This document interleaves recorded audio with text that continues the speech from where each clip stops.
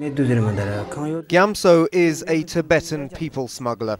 He's decided to go on camera for the first time to explain why so many Tibetans are so desperate to escape to Nepal.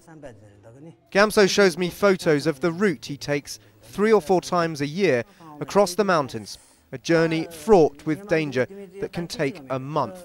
He charges about $600 per person and gets about 20 people out of Tibet each year.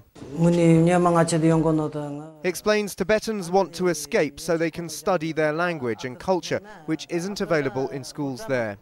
They risk being arrested by the Chinese police and have to cross high mountain passes. He says many escape so they can meet their spiritual leader, the Dalai Lama, in India. Next, we're introduced to one of Gyamso's escapees, who he brought across the border just 2 months ago. He asks us to help disguise his face for fear his family will be targeted in Tibet. He says he got to Lhasa by bus and then from there he started walking. At night we had to sleep where we could on the ground, he says, with just blankets and plastic sheets for shelter. The journey was very difficult and dangerous. They walk, we've known of cases where they've walked for 20 days, 24 days over the mountains, you know. And some of them have frostbites, they've lost their toes, they've lost their fingers. Some of them die just on the way, some of them have been shot, you know. Some Tibetan refugees end up at this UN reception centre where they're processed and allowed to continue their journey to India. But many end up staying in Nepal because they haven't got the right papers to travel.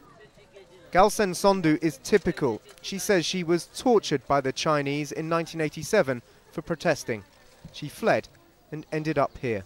She tells me she's lost 4 of her brothers to violence in Tibet. One was killed in 1987 by the Chinese police, she says. 3 others were shot in the recent protests.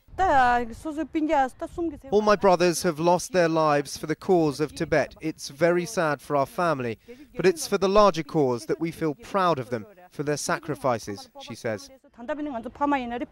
The Tibetan government in exile estimates there could be as many as 20,000 people seeking refuge here in Nepal, unable to get back over the mountains to their homeland for fear of repression by the Chinese authorities. But with the recent crackdown, the border is now even more difficult to cross.